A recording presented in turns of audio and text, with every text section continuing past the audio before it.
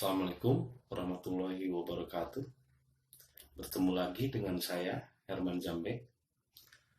Kali ini saya akan membahas tentang 4 level atau 4 tingkatan ilmu dalam Islam, di mana secara umum masyarakat hanya memahami Islam itu adalah syariat, Islam yang syariat Islam dan lain sebagainya. Nah, padahal ada 4 tingkatan dalam memahami Islam. Pertama, syariat. Kedua, tarekat. Ketiga, hakikat. Dan keempat adalah ma'rifat. Nah, syariat adalah dari kata sirot, yang artinya jalan, yaitu jalan pikiran. Sedangkan tarekat dari kata torik, yang artinya juga sama, jalan, tapi jalan hati. Nah, syariat ini adalah jalan pikiran, di mana pikiran terbatas imajinasinya kepada hal-hal yang masih membutuhkan sosok, yang masih membutuhkan wujud. Karena jika saya membuat sebuah ilustrasi tentang angin, maka yang terbayang dalam pikiran kita adalah ketika melihat pohon kelapa, itu pohon atau daun-daun yang terbawa angin, dan atau bendera kain yang terbawa angin. Artinya pikiran hanya mampu menangkap gambar yang terbentuk atau benda untuk menggambarkan sesuatu yang tidak bisa disentuh oleh pikiran. Contohnya angin tidak bisa disentuh oleh pikiran, dan pikiran hanya menggambarkan sosok, menggambarkan benda-benda yang tertiup oleh angin. Oh, itu ada angin. Tapi apakah daun yang terbawa angin ini, apakah gambar pohon kelapa ini angin? Bukan. Apakah bendera ini angin? Bukan. Ini gambar bendera, ini gambar pohon kelapa. Tapi untuk menggambarkan adanya angin, manusia butuh sosok. Artinya pikiran terbatas imajinasinya kepada hal-hal yang berbentuk sosok atau benda. Artinya pikiran tidak mampu menjamah hal-hal yang bersifat dat. Pikiran tidak mampu membahas atau menyentuh hal-hal yang di luar benda. Sehingga ketika belajar ilmu, ketika belajar Islam, pasti ketika orang yang berkata, gurunya siapa? Salahnya bagaimana? Muridnya siapa? Masih butuh sosok. Ketika dia mempelajari tentang Allah, mempelajari tentang keislaman, mempelajari tentang bagaimana berserah diri pada Allah, pasti dia membutuhkan guru, membutuhkan pujaan, membutuhkan sosok, membutuhkan nabi. Makanya wajar ketika dikatakan bahwa Muhammad khatamun nabiyyin. Muhammad adalah nabi terakhir. Dalam konteksnya Muhammad khatamun nabiyyin, bukan Muhammad khatamur rasulin. Khatamun nabiyyin, nabi terakhir yang membawa syariat. Tapi ingat, syariat itu bukan akhir dari perjalanan Islam. Justru syariat itu adalah awal perjalanan atau gerbang menuju gerbang-gerbang yang harus ditafaki. Syariat itu petunjuk. Contoh 100 meter menuju kota Sukabumi. Nah, ketika petunjuknya itu ada di daerah Cibadak menuju ke arah Sukabumi, contoh 100 meter menuju arah Sukabumi, 100 meter menuju Sukabumi. Nah, apakah Sukabuminya di situ atau di sana, di arah yang 100 meter itu? Setelah 100 meter otomatis yang ditunjuki itu bukan di situ. Seperti contoh syariat itu petunjuk, tapi bukan di situ. Ini hanya dasar. Kalau dikatakan sekolah, ini baru SD. Tapi bukan di SD. Kalau kamu ingin menjadi sarjana, kalau kamu ingin menjadi dokter, otomatis harus naik lagi ke SMP, sekolah lagi ke SMP, harus naik lagi peringkatnya ke tarekat. Nah, di tarekat inilah kamu menemukan jalan hati. Karena hati itu berhubungan dengan rasa, berhubungan dengan apa yang kita rasakan. Contohnya angin, kita bisa merasakan angin, tidak bisa dijamah oleh pikiran, tapi bisa diterjemahkan oleh rasa. Karena ada angin, rasa terasa oleh kulit, tapi pikiran tidak bisa membayangkan apa itu angin, karena pikiran terbatas kepada benda, pikiran terbatas kepada sosok. Sehingga di sanalah Allah memberi perangkat yang lebih canggih dari pikiran, yaitu hati. Karena hati ini lebih canggih dari pikiran. Contoh, Nabi Muhammad saat itu sedang sedang duduk, tiba-tiba datang Ali. Ali bertanya, ya Rasul, seperti apakah wahyu itu? Matikan dulu lampunya. Loh, kenapa dimatikan? Jadi gelap, nggak melihat apa-apa. Lalu diberikan dua piring daging, makan.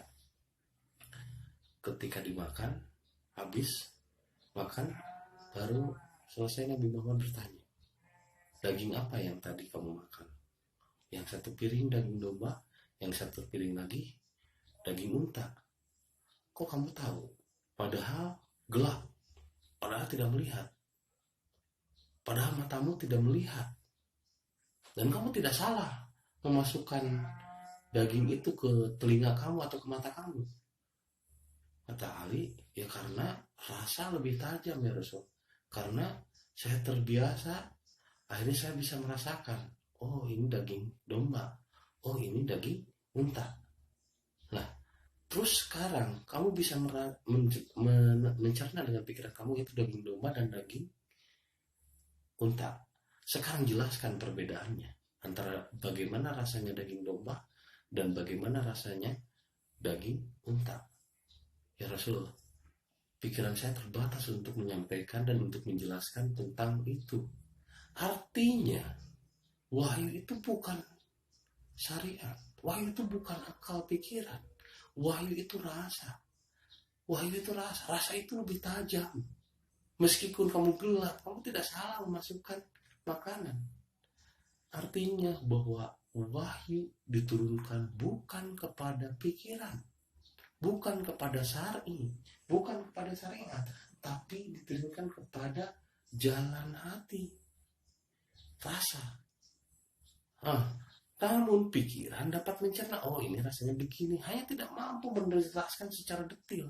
Untuk menjelaskan secara detail, maka di sanalah Allah memberi perangkat rasa. Artinya rasa itu lebih canggih, rasa itu lebih kompleks. Contohnya kalau seandainya dalam rokok aja, apa bedanya rokok Sampurna Mild dengan rokok Samsu Kretek? Ketika ditanya orang tahu, oh ini rasa Sampurna, oh ini rokok Samsu, tahu perbedaannya, terasa tajam, tahu perbedaannya, tapi pikiran tidak bisa menjelaskan lebih detail apa itu bedanya dan bagaimana rasa daging domba dan rasa daging ayam, bagaimana rasanya. Jelaskan perbedaannya, nggak bisa dijelaskan oleh pikiran, karena pikiran hanya terbatas kepada benda, karena pikiran hanya terbatas pada sosok. Di sanalah manusia membutuhkan perangkat terasa. Nah, naik lagi di atasnya lagi ada yang disebut hakikat. Nah, hakikat ini lebih dalam lagi, karena hakikat inilah jalannya jiwa, jalannya ruh. Inilah yang disebut hak yang hakiki atau hakikat, kebenaran yang benar. Kalau benarnya syariat masih menurut jalan pikiran. Contohnya benarnya syariat seperti angka 6. Orang yang dari atas melihat angka 6 itu seperti angka 9.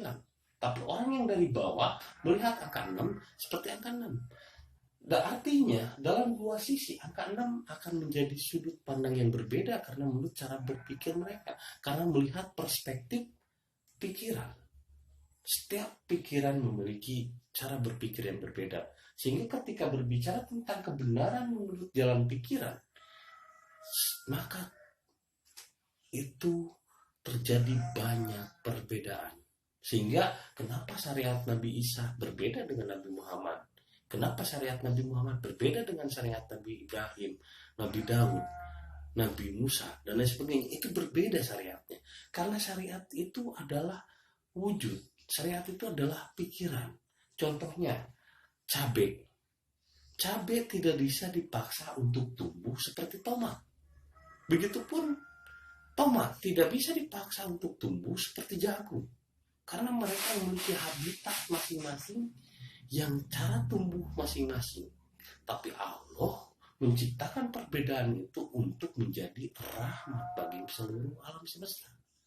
Artinya, syariat orang bisa bermacam-macam. Makanya kenapa dalam syariat ada Kristen, Hindu, Buddha, Islam pun bermacam-macam. Ada NU, Muhammadiyah, Persis, dan lain sebagainya. Tapi ketika dalam tarekat ini mengerucut lebih kecil. Karena di sini banyak jalan pikiran berbeda-beda, tarekat juga banyak jalan hati yang berbeda. Tapi ketika berbicara hakikat, semua manusia sama. Bayi yang ada di Amerika ketika nangis oak-oak, ketika sakit nangis, ketika senang ketawa. Itu hakikat. Hakikat itu rasa yang lebih dalam, rasa di dalam rasa. Hakikat itu naluri kemanusiaan, di mana naluri manusia tetap nalurinya adalah mencari kebenaran Tuhan.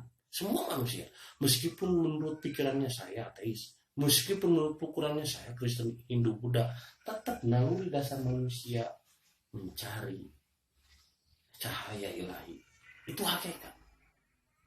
Anjing, mau di Inggris, mau di Jerman tetap menggonggong. Nggak ada anjing yang meong.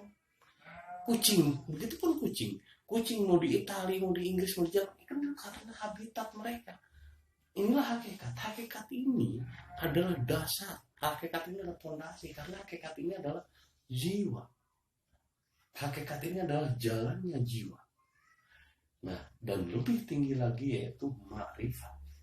Kalau ma'rifat, saya belum bisa menjelaskan apa itu ma'rifat. Karena menurut bahasa saja, ma'rifat itu artinya orang yang telah mengenal, arafah. Orang yang telah mengenal Allah secara dekat. Bahwa antara dirinya dengan Allah tidak ada batas. Bahwa dirinya dengan Allah adalah satu kesatuan yang tak terpisahkan. Makrifat ini hanya untuk para nabi dan para rasul. Nah, minimal kita berada dalam tingkat hakikat saja, itu sudah luar biasa.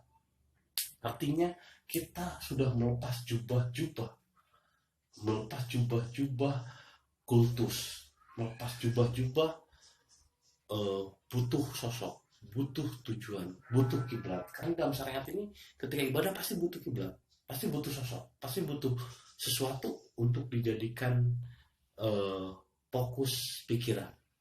Oh, kenapa Anda harus hanya menyembah ke sana?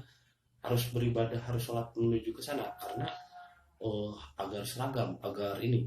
Apapun alasannya, artinya berarti butuh sosok. Ini syariat. Dan syariat bukanlah awal menuju kekuasaan Allah, bukanlah awal menuju makrifat, bukanlah akhir. Syariat itu bukan akhir, tapi awal menuju yang lebih dalam lagi, yaitu tarekat, hakikat, dan makrifat. Artinya jangan terjebak di syariat, karena syariat bukan akhir. Syariat bukan akhir.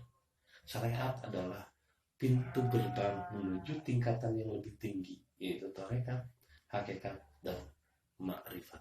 Tapi ini satu kesatuan yang terpisahkan. Ini satu kesatuan di dalam diri kita. Jalan pikiran, jalan hati, jalan rasa, jalan jiwa, dan satu kesatuan dengan kekuasaan Allah adalah makrifat. Ini satu kesatuan, tak terpisahkan. Seperti kamu haus, pikiran, oh saya haus, tangan syariat, tangan ngambil gelas, diperintah oleh hati, diminum ke tenggorokan, masuk ke tenggorokan, di sanalah hakikat. Hakikat itu rasa, jiwa, sehingga tubuh menjadi segar kembali yang tadinya lain. Ini satu kesatuan.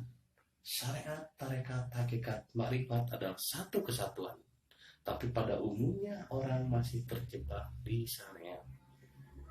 Umumnya orang masih membutuhkan guru, sosok, dan masih membutuhkan wujud untuk dituju dalam ibadahnya. Itu saja yang bisa saya sampaikan tentang 4 level keilmuan dalam Islam. Terima kasih, semoga bermanfaat. Assalamualaikum warahmatullahi wabarakatuh.